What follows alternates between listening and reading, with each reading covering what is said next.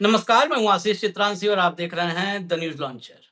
BJP की मुसीबत संसद में वैसे ही कम नहीं हो रही थी। चाहे जेएनजी पर लाठी और गोलियों की बात हो या राम मंदिर में चोरी की बात, कोई जवाब नहीं है। भाजपा भाग रही है जवाबों से। साहेब 56 इंची वाले माननीय मोदी जी और गृह मंत्री अमित शाह दोनों विपक्ष का सामना करने से कतरा रहे हैं। मोदी तो पूरी तरह गायब हैं, सिर्फ मिलन वगैरह में आते हैं, मंगल मिलन बुध मिलन करके और फिर गायब हो जाते हैं। पूरी तरह गायब है। अमित शाह आते हैं, अपने चैम्बर में बैठ जाते हैं, लेकिन सदन का सामना नहीं कर पाते। इसी में जो कुछ इधर उधर से इकट्ठा किया हुआ सामग्री है ना, उसने बवाल बढ़ा दिया है। सुष्मिता देव नाम आपने सुना होगा।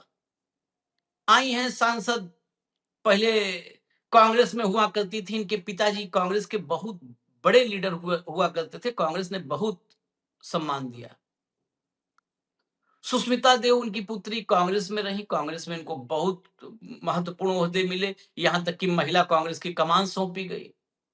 लेकिन स्वभाव तो स्वभाव होता है, राजनीति है भारत की। टीएमसी में गई। टीएमसी में ममता बनर्जी ने हाथों हाथ लिया, जो जिस योग्य थी उससे ज्यादा देने की कोशिश कर दी। फिर कैसे होगा जब घी, देसी घी हजम करना मुश्किल होता है। उसके बाद जब ममता बनर्जी का साथ सबने छोड़ा, ममता बनर्जी पर सीधे टिप्पणी किसी ने नहीं की, लेकिन सुष्मिता देव उसमें से थी जिसने सबसे ज्यादा उल जलूल बोला। सुष्मिता देव बीजेपी में आ गई। सुष्मिता देव ने ऐसा फंसाया, हम लोकसभा राज्यसभा दोनों की चर्चा इस वीडियो में करेंगे, ऐसा फंसाया कि राधा कृष्णन उपराष्ट्रपति और राज्यसभा के सभापति हाथ खड़ा कर दिए, सदन स्थगित करके जाना पड़ा। एक दिन का मानसून सत्र बचा है, एक नई मुसीबत पैदा कर दी। ये नई मुसीबत को अगर थोड़ा सा भी ढाल दे दिया ना, तो दक्षिण भारत वाले दौड़ा लेंगे।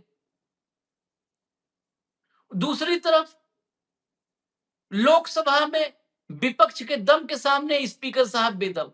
ओम बिरला वहां हाथ खड़े कर दिए। मोदी साहब गायब हैं, कहां तक बिरला झेलेंगे। हालात, लोकसभा ठप, राज्यसभा में कार्रवाई चलने की थोड़ी सी उम्मीद जगी थी, लेकिन हालात इतने बिगड़े कि नड्डा और रिजिजू ये दोनों राज्यसभा में गिड़गिड़ाते नजर आए, माफी मांगते नजर आए। अब इस पर तो कहीं चर्चा होगी नहीं कि क्यों माफी मांगने की नौबत आई, क्यों बीजेपी फंसी, किसने फंसा दिया बीजेपी को। मैं आपको दिखाऊंगा क्यों फंसी, किसने फंसाया। दरअसल लुंगी पर विवाद हो गया, और लुंगी पर विवाद साउथ के बहुत मतलब को दिल तक छूने वाला और पंच करने वाला मामला है। वो मैं उनकी जुबानी सुना दूंगा, सांसद की जुबानी सुना दूंगा, लेकिन पहले आप लोकसभा और राज्यसभा दोनों के हालात की एक एक क्लिप देख लीजिए। छोटा छोटा, हम पूरा नहीं दिखाएंगे, एक एक मिनट का काट करके आखिरी हिस्सा स्थगन वाला। जरा लाइए, पहले लोकसभा लाइए, फिर राज्यसभा लाइए। देश चाहता है संसद चले, संवाद हो, चर्चा हो, और इसकी प्रतिष्ठा बनाने की जिम्मेदारी भी सामूहिक सबकी है। मेरा आपसे आग्रह रहता है हमेशा कि संसद की प्रतिष्ठा को मत गिरने दो। मतभेद हो सकते हैं, लेकिन संसद की प्रतिष्ठा को इस तरीके से तख्तियां, नारेबाजी से गिरना उचित नहीं है। आप सब वरिष्ठ नेता हैं, देश का नेतृत्व करते हैं।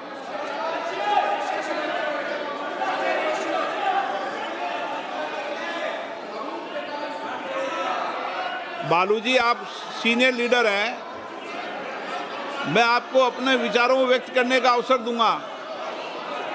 मेरा मत है कि प्रश्नकाल चलने दें। प्रश्नकाल के बाद आपको अपने विचारों को अभिव्यक्त करने का अवसर पर्याप्त दूंगा। प्रश्नकाल में चलने दें। आप तख्तियां लेकर सदन पे बैठे अपनी अपनी सीट पे विराजें। आप सदन नहीं चलाना चाहते, मेरे बार बार आग्रह करने के बाद भी आप सदन में गतिरोध कर रहे हैं, ये लोकतंत्र के लिए उचित नहीं है। सदन की कार्रवाई आज 2 बजे तक के लिए स्थगित की जाती है। सीधा 2 बजे के लिए शून्यकाल भी नहीं, ठीक है? हो गया। आप आखिरी फ्रेम में देखे होंगे राजनाथ सिंह और किरण रिजिजू बैठे हुए थे। यहाँ से उठे रिजिजू पहुँच गए राज्यसभा और वहाँ पहुँचे तो वहाँ बवाल हो गया। राज्यसभा क्लिप देखिए और फिर आपको सुनवाएँगे कैसे नए विवाद में फँसी Bhajpa. Only replaces one side of the state should go. The other members should be allowed to make a statement and record it so that our point of view also should be available before the House.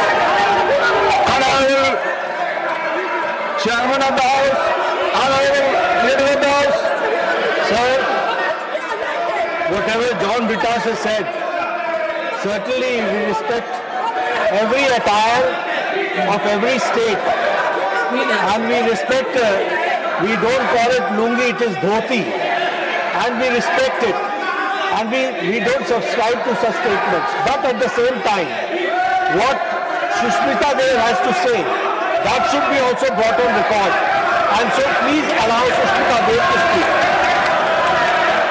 The House will meet again at 2 p.m. today.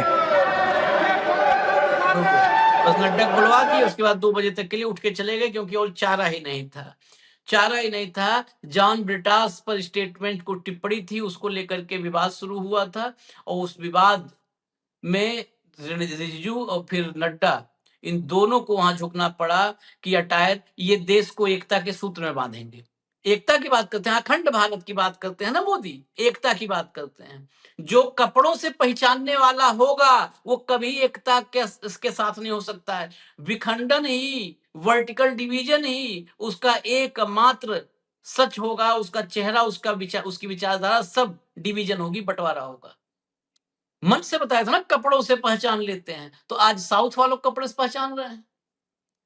अभी तक तो किसी खास समुदाय को कपड़ों से पहचानते थे, अब दक्षिण भारत वालों के लुंगी धोती पे आकर के अटक गए हैं। ये इन सबका चेहरा ये देश को धार्मिक आधार पर, जातीय आधार पर, भाषाई आधार पर, क्षेत्रीय आधार पर, हर आधार पर ये वर्टिकली डिवाइड करने की दिशा में से बढ़ रहे हैं और यही इनका एकमात्र लक्ष्य भी है।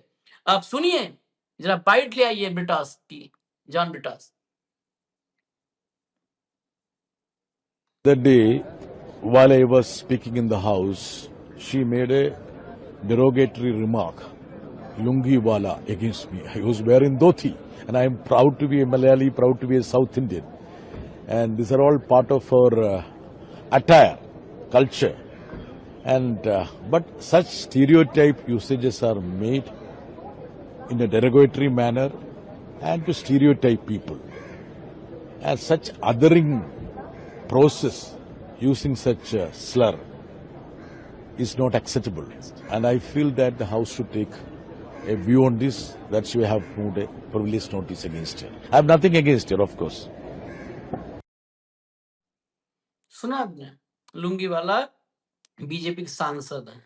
बीजेपी में आते ही पता है कुछ तो है, चाहे कोई मैग्नेट वगैरह चुंबक उम्बक टच कर दिया जाता हो, कुछ तो है। कितनों संस्कारी हो, मतलब अगर परिवार में, खानदान में बहुत सारे ऐसे नेताओं को मैं नाम किसका लो, जो अलग अलग पार्टियों में रहे और उनका स्वभाव, उनका चाल चलन, उनका आचरण, उनका चरित्र बिल्कुल बिल्कुल बेदाग रहा, कोई उन पर उंगली नहीं उठी।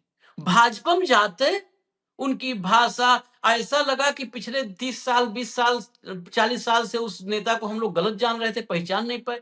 भाजपा में जाते उसकी जुबान देखिए गंदी हो जाती है, उसका आचरण, उसका चरित्र, उसका चेहरा, उसकी चाल सब बिगड़ जाती है। पता नहीं कौन सा जादू मारते हैं सब। खैर चलिए, प्रियंका गांधी को भी सुना दीजिए। और लोकसभा में भी वो भी सब अड़े हुए हैं, अब सब अड़े हैं, सब खड़े हैं, केवल 2 ही नहीं नजर आ रहे बस।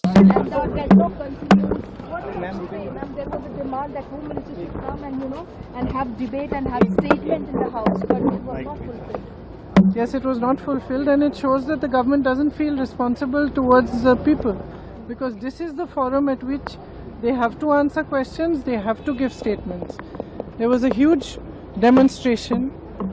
The youth of the nation came out, not just in Delhi but all over, in cities all over. They were beaten, There were tear gas, they were shot with pellet guns. In Bihar, an AK-47 was used on them. The government doesn't feel that they owe any answer. They don't owe even a statement as to how did that happen, who ordered it. And as you know, the entire country, पूरे देश से चंदा आई थी राम मंदिर के लिए. सब ने अपनी आस्था से, अपने दिल से वो पैसे किसी ने गरीबों ने दिए, इकट्ठे कर करके दिए, क्योंकि उनको कहा गया था कि मंदिर के लिए पूरे देश भर से. और भगवान राम में आस्था सिर्फ देश में नहीं है, बाहर भी है. मलेशिया में, इंडोनेशिया में, थाईलैंड में. आप कह रहे हैं कि स्टेट सब्जेक्ट है, अब स्टेट सब्जेक्ट बन गया. जब आपको अभियान चलाना था, जब चुनाव से पहले आपको उसकी राजनीति चलानी थी, तो उस समय प्रदेश का विषय नहीं था. अब प्रदेश का विषय बन गया है. मोदी जी ने खुद उद्घाटन किया, प्रधानमंत्री हैं. प्रदेश के प्रधानमंत्री तो नहीं है ना, देश के हैं. और देश भर से लोग आए वहां. आप नाम लीजिए, वो वहां पहुंचे हुए थे. और अब कहते हैं कि ये प्रदेश का विषय है, हम जवाब नहीं देंगे. चंदा सारी गायब हो गई है. ये क्या तरीका है?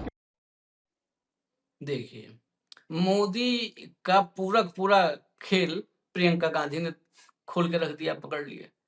कहां से जाओगे भाग के?